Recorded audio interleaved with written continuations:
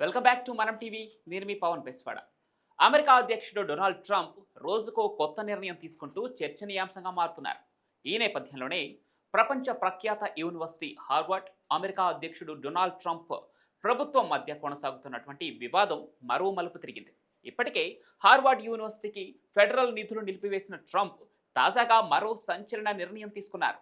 విశ్వవిద్యాలయానికి విదేశీ విద్యార్థులను అనుమతించే హక్కును నిషేధించినట్లు ట్రంప్ ప్రభుత్వం రద్దు చేసినట్లు న్యూయార్క్ టైమ్స్ నివేదించింది.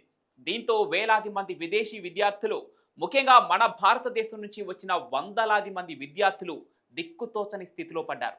హార్వర్డ్ విశ్వవిద్యాలయం అధికారిక వెబ్సైట్ నివేదిక ప్రకారం ప్రతి సంవత్సరం 500 నుంచి 800 మంది భారతీయ విద్యార్థులు, స్కాలర్లు ఈ విశ్వవిద్యాలయంలో భాగంగా ఉండేవారు.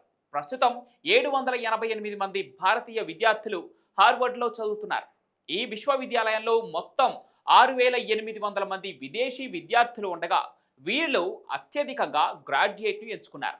ఇక ఈ వివాదం హార్వర్డ్కు మాత్రమే కాకుండా అమెరికాలోని ఉన్నత విద్యా వ్యవస్థకు కూడా ఒక సవాల్గా